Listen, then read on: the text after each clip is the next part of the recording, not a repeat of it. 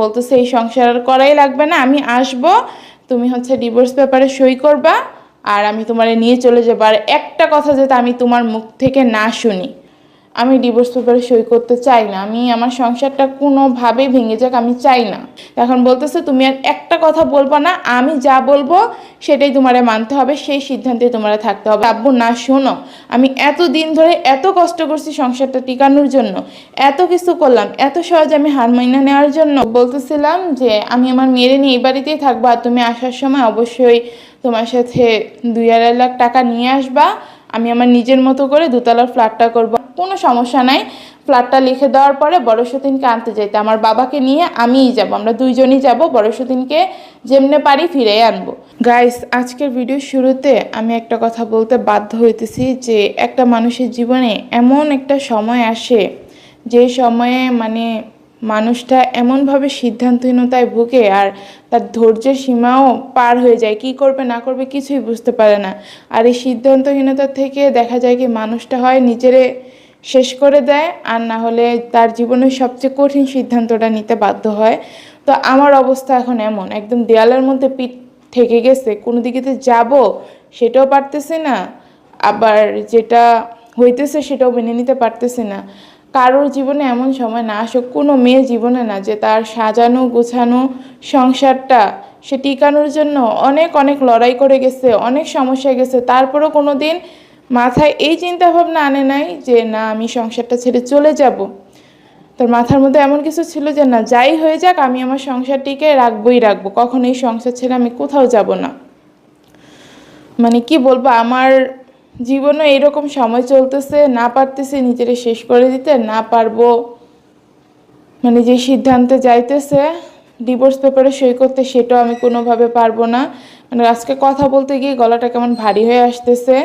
এমন দিন আমার কখনো দেখতে হবে 4টা বছর ধরে এত কষ্ট করার পরে সেটা আমার মেনে নিতে আসলে অনেক কষ্ট হইতেছে। যাই হোক, এসব নিয়ে কথা বলতেছি কি হয়েছে। আমার বাবার ব্যাপার আপনারা অনেকেই জানতে চাইছেন যে আপনার এত সমস্যা, এত কিছু, আপনারা এত মানে অপমান করলো, আপনার বাবা কোথায়? আপনার বাবা না আপনার সব বিপদে পাশে থাকে, সে কি এখন নাই? সেও মানে চুপসাই গেছে, 2 দিন পর পর আপনার এই ঝামেলা দেখে আপনার প্রতি বিরক্ত হয়ে গেছে। শুনেন, বাবারা কখনোই মেয়ের প্রতি বিরক্ত হয় না, যত যাই হয়ে যাক না কেন। আমার বাপ যদি আমার ফালাই দিত আরও আগেই ফালাই দিতে পারতো, কারণ আমি এখানে আসার পর সতীন হওয়ার পরে আমার বাবার সাথে 9 মাস ধরে কোনো কথা বলি নাই, টানা 9 মাস কোনো যোগাযোগ না, যে একটা সিঙ্গেল মেসেজ বা একটা মিস কল, কিচ্ছু না, একদম ফুলি যোগাযোগ বন্ধ ছিল। তারা জানে না আমি কোথায় আছি, কেমন আছি, আমি জানি না আমার বাবা মা কেমন আছে।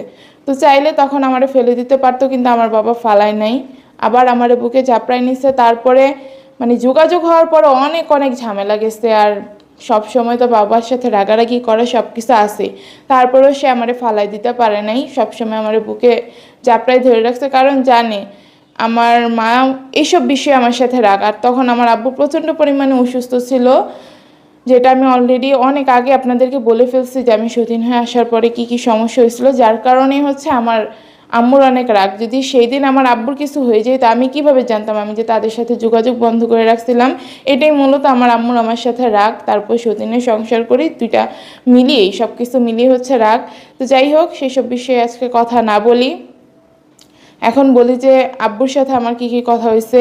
মানে অন্যান্য টাইমে আমার সংসারে সমস্যা হইলে আমি আব্বুকে জানাই যে আব্বু এটা এটা হয়েছে, আর ওই দিন লাস্ট জামাইয়ার শাশুড়ি যে ভিডিওটা আপলোড করছে সেদিন তো আমি ঘুমাইছিলাম। মানে মানুষ একটা কথা বলে আমাদের গ্রামের ওইদিকে যে কোনো নাকি বড়সড় বিপদ আসার আগে মরার ঘুমে ধরে, মানে ঘুম আসার কোনো চিহ্নও নাই, কিন্তু হুট করে ঘুম থেকে জানি চলে আসে, ঘুমে আর হচ্ছে চোখ খুলে রাখার মতো অবস্থা থাকে না, এত ঘুম পায়। আমিও মেয়ের সাথে কখনো ঘুমাই না, মেয়ের শোয়াই রেখা হচ্ছে সাথে সাথে উঠে যায় ও ঘুমাই গেলে। ওই দিন আমার কি মনে করে ঘুম আসছিল, মানে টানা 2-3 ঘন্টা আমি একটা ঘুম দিছিলাম, ওই 2-3 ঘন্টার ঘুমই মনে করেন যে আমার জীবনের একদম সর্বনাশটা ডাইকা আনছে। ওই টাইমের মধ্যেই জামাই শাশুড়ি মিলে মনে হয় ভিডিও বানাইছে, তারপরে যা যা বললে আমার অপমান করার আছে, একদম নিজেদের যত রাগ আছে সব রাগ একদম ছাইড়া গেছে আর কি। তো যাই হোক, আমার আব্বু হচ্ছে অন্যান্য টাইমে আব্বুরে আমি জানাই সমস্যার কথা, আব্বু আমারে ফোন দিয়ে মানে অবস্থা খারাপ, অনেকগুলো ফোন দিছে, অনেকগুলা। তা আমি একটু টেনশনও করতেছিলাম যে এতগুলো ফোন কেন দিল। তার উপর আবার রাত হয়ে গেছিল অনেকটা, 1:30 2টা বাজে গেছে। তো তখন আর কিভাবে ফোন দিই বলেন?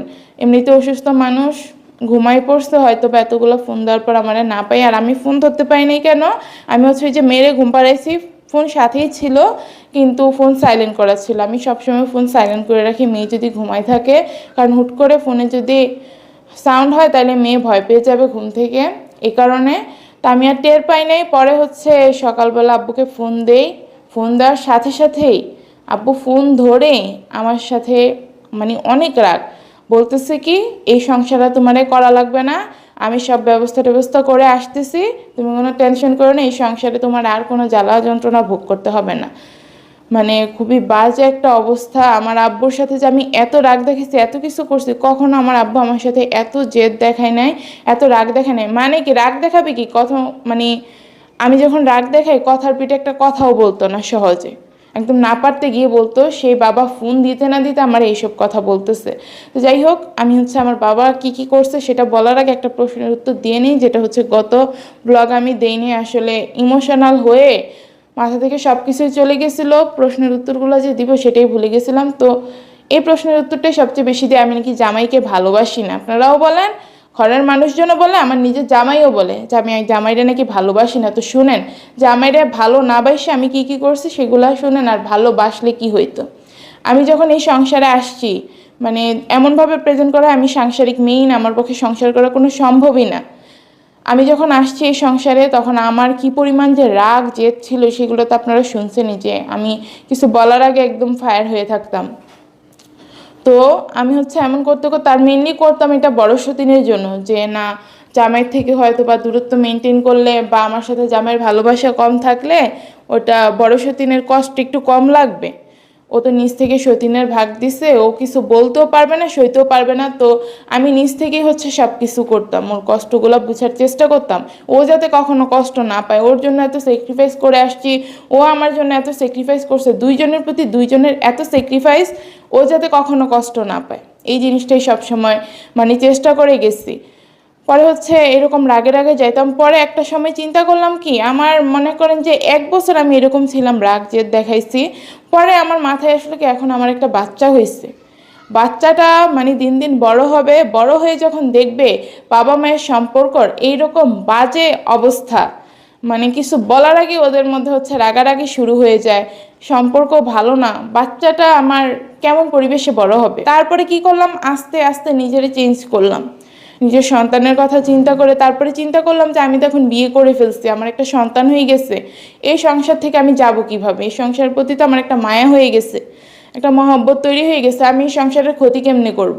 তো যাই হোক, আমি হচ্ছে নিজেরা আস্তে আস্তে পরিবর্তন করছি, যে না যত যাই হয়ে যাক না কেন, যত সমস্যাই হোক, আমার যত অপমান করে কথা বলুক, যাই করুক না কেন, আমি সব কিছু সহ্য করে নিব, আমি এই সংসার চালাই যাব, কখন এই সংসার থেকে যাব না, সমস্যাও করব না। আর মানে আমি যদি ওই ধরনের মেয়ে হইতাম যেমনভাবে বলা হয়, যদি আসলেই সেগুলা খাটাইতাম, আসলেই যদি আমি ওই ধরনের বেয়াদব খারাপ মেয়ে হইতাম, তাইলে হচ্ছে জামাই এতদিন এত সুন্দরভাবে থাকতে পারে না, কবেই হচ্ছে জামাইয়ের জীবনও ধ্বংস করে দিতাম, সাথে পরিবারের যতগুলো মানুষ আছে সবারই ধ্বংস করে দিতাম জীবন। কেন আমি সুখে থাকতে পারিনি, আমি এত কিছু করে আসছি, আমি কেন ওদেরকে সুখে থাকতে দিব। তো আমার মধ্যে ওই ধরনের হিংসা আমি কাজ করতো, তো সেগুলো আমি করি নাই, সবসময় সংসার ভালো রাখার চেষ্টা করছি। আর জামাইকে ভালোবাসি না সেটার উত্তরটা দিই। পরে নিজেরা চেঞ্জ করলাম, এমনভাবে চেঞ্জ করলাম, জামাই যদি আমার 10টা কথা বললে অপমান করে, তার মানে একটা উত্তর তো আমি কখনো দেই নাই, কখনো তার চোখে চোখ তুলে তাকাইনি। তো গাইস, আমি যেটা বলতেছিলাম, আমি নিজেরা এমনভাবে পরিবর্তন করছি যে এখনো পর্যন্ত এত ঝামেলা হওয়ার পরেও আমি জামাইয়ের মুখে মুখে কখনো তর্ক করি না। আর যাই করি না কেন, ওই ভিডিওতে এসে একটু রাগ টাগ ঝাড়ি, কারণ সামনাসামনি তো কিছু বলি না, মনের মধ্যে যাই বলেন একটা কষ্ট, একটা ধামাচাপা দেওয়া রাগ তো অবশ্যই থাকে, সেটাই একটু একটু আপনাদের সাথে বলি। তারপরে আমি তার ছেলেরে ভালোবাসি না, শাশুড়ি যে কথাটা বলছে, এই যে জামাইয়ের পরীক্ষা, মাঝখানে কত কত ঝামেলা গেছে আমাদের মাঝে বলেন তো। আমি কিন্তু জামাইয়ের পাশ থেকে যাইনি, যত যাই হয়েছে তার কেয়ার করছি, তারে দেখছি, ঠিকভাবে তার খাওয়া পড়া সব কিছু করছি, তারে ছাইরা আমি যাইনি এখনো পর্যন্ত। তার তো লাস্ট আর কয়েকদিন আছে, 4-5 দিনের মতো আছে, এপ্রিলের 4 তারিখে তার পরীক্ষা। আমি সারাটা রাত জাগনা থাকি, আমি একটুখানি ঘুমাই না। আমার মেয়েটারে ঘুম পাড়ায় আমি সাথে সাথে উঠা চলে আসি, ওর পাশে আমি 5টা মিনিট শুই না। মানে কি লাগবে জামাইয়ের বলার আগে যাতে হাজির করে দিতে পারে। সকালবেলার টাইমে যখন জামাই ঘুমায় 8টা 9টা বাজে, তখন কি একটু 2-3 ঘন্টা মেয়ের সাথে ঘুমাইলাম, আবার মেয়ে উঠলে মেয়ের সাথে উঠে যায়। এরকম হচ্ছে আমার এখন ঘুম। তো যেহেতু সারা রাত জাগনা থাকি, একটু লাইভ করি, আপনাদের সাথে গল্প করে যাই, যাতে মানে যে ক্লান্তিবোধটা সেটা কম লাগে। তারপরে লাইভ করি আবার দাঁড়ায় দাঁড়ায়, বইসা লাইভ করতে আসলে আমার কেমন জানি লাগে দাঁড়ায় সবসময় লাইভ করতে করতে। আমি দাঁড়ায় থাকতে থাকতে দেখা যায় কি পরবর্তীতে আপনাদের সাথে তো গল্প করি তখন টের পাই না, পরে দেখা যায় কি আমার পা ব্যথায়, পিঠ কোমরের ব্যথায় পাগুলা তো পুরাই ফুলে যায়। আমার আর দাঁড়ায় থাকতে ইচ্ছে করে না, মনে হয় কি কতক্ষণে বিছানায় পিঠটা লাগাবো। তারপর আমি 5টা মিনিট রেস্ট নেই না লাইভ করার পরে। আবার জামাইয়ের জন্য হচ্ছে রাতের বেলা রান্না করতে যাই। কেন যাই? তার হচ্ছে দুপুরবেলা যে রান্না করি সেটা হচ্ছে সন্ধ্যার মধ্যে শেষ হয়ে যায়, রাতের বেলা আবার তারে কিছু না কিছু রান্না করে দিতে হয়। তো ভালোবাসা যদি না থাকে, কোনো মানুষ কি জামাইয়ের জন্য এত কষ্ট করে, নিজের তাও আরও সমস্যা নিয়ে, শরীর ভালো না সেই শরীর খারাপ নিয়ে এত কিছু করতে পারে? ভালোবাসা না থাকলে এই কথার উত্তরগুলো যাতে আমার শাশুড়ি আর জামাই আমারে দিয়ে যেত। মেন কথায় আসি যে আব্বুর সাথে কথা বলার পর কি কি হয়েছে। আব্বু ওই দিন তো শনিবার ছিল, যেদিন মা ছেলে হচ্ছে ভিডিওটা আপলোড করে সেদিন ছিল শুক্রবার, এরপরের দিন ছিল শনিবার। তো শনিবার তো সব সরকারি অফিস আদালত বন্ধ থাকে।